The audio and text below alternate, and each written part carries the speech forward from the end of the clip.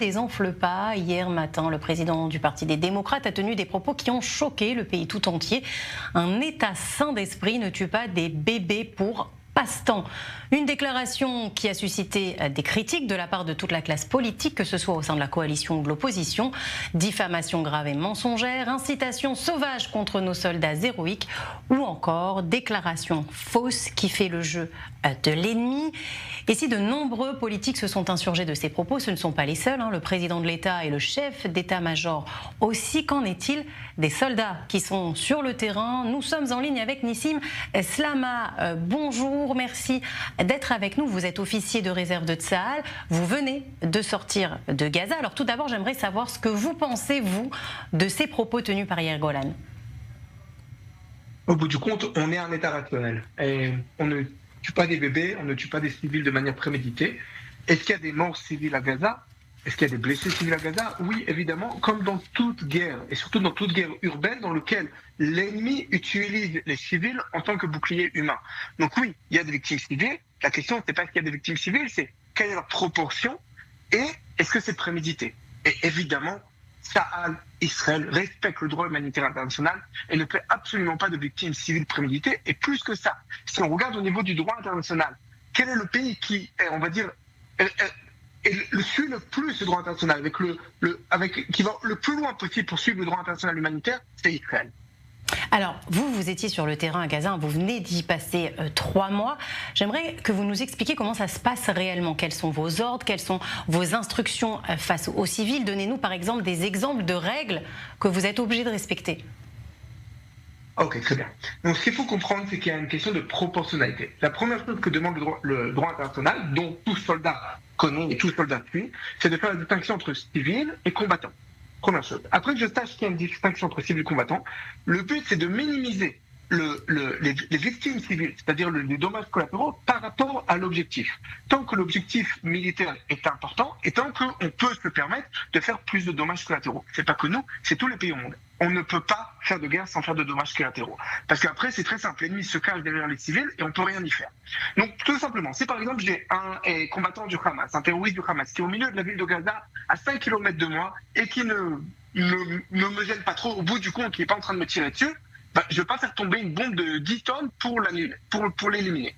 Mais d'un autre côté, si maintenant l'armée de l'air sait qu'il y a un missile qui va être tiré dans quelques minutes, un missile qui va être tiré et qu'il est sous une maison remplie de civils, mais ce missile, quand il va tirer, va tomber sur une zone israélienne et va faire 50 civils tués de notre côté, ou même en passant du côté palestinien, dans ce cas-là, on a le droit, d'après le droit international, d'attaquer. Donc en gros, c'est pas qu'il n'y a pas de dommages collatéraux, mais c'est que le dommage collatéral sera toujours proportionnel à l'objectif militaire visé.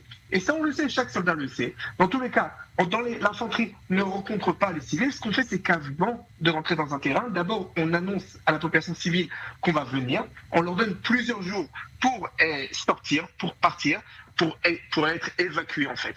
Non, c'est un peu rigolo, parce que quand on les évacue, on nous dit oui, vous transférez les gens et c'est interdit. De l'autre côté, si on les évacue pas, ils vont se faire tuer dans les combats. Donc, l'idée de base, c'est qu'on essaie au maximum de préserver les vies humaines, les vies civiles des non-combattants.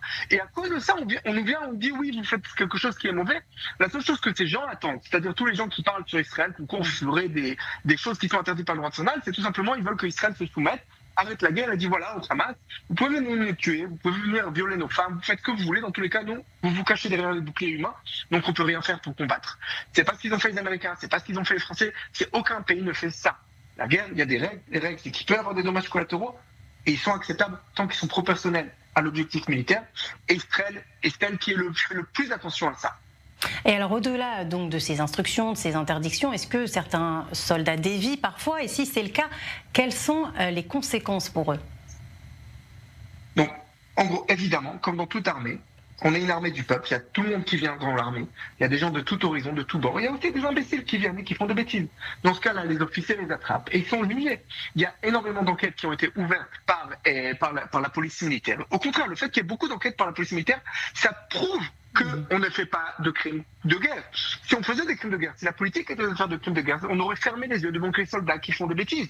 Au contraire, le fait qu'il y ait des dizaines de dossiers ouverts à la police militaire contre les soldats qui ont fait des choses, en passant des fois c'est des choses qui sont qui semblent... On ne parle pas de gens qui ont mis une balle dans la tête d'un enfant, on ne parle pas du tout de ça. On parle de... Moi, je connais personnellement des soldats qui ont été attrapés parce qu'ils ont piqué un cendrier dans une maison palestinienne.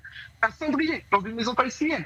Si Israël fait attention que ces soldats ne volent pas de cendriers dans les maisons palestiniennes, on parle après de crimes de guerre et ce genre de choses, c'est d'un ridicule le plus total. Alors justement, si vous vous trouviez en face de Yair Golan ou même d'Ehud Olmert, puisque l'ancien Premier ministre israélien a déclaré à la BBC que les actions d'Israël à Gaza sont très proches de crimes de guerre, fin de citation, qu'est-ce que vous aimeriez leur dire ? D'abord, très proche, ça ne veut absolument rien dire. Sur l'autoroute, on a le droit d'aller à 120 km/h. Tant que je suis à 119 km/h, je suis dans mon droit. Mais en plus que ça, pour l'instant, on n'est pas à 119 km/h, on est à 80 ou 70 mètres. Et en disant ce genre de choses-là, en faisant ce genre d'insinuation, ce qui se passe, c'est qu'en fait, ces gens-là alimentent la machine de propagande du Hamas. Ils participent à l'effort de guerre du Hamas, tout simplement. Ils attaquent Israël et ça fait, d'abord c'est antisémite. On parle de ce qu'en anglais on dit un blood libel, c'est des diffamations de sang. C'est comme à l'époque on disait qu'on tuait les petits-enfants pour les galettes de Pessah, de Pâques. C'est à peu près du même niveau. Toute personne qui est sur le terrain, toute personne qui sait comment les choses se passent sur le terrain, sait très bien que tout ça c'est de la diffamation, c'est faux, et c'est juste une participation à la machine de guerre du Hamas. Merci beaucoup Nissim Slama d'avoir répondu à nos questions. Je rappelle que vous êtes officier de réserve de Tsahal, que vous venez de passer 3 mois dans la bande de Gaza. Merci beaucoup. Merci de m'avoir aussi.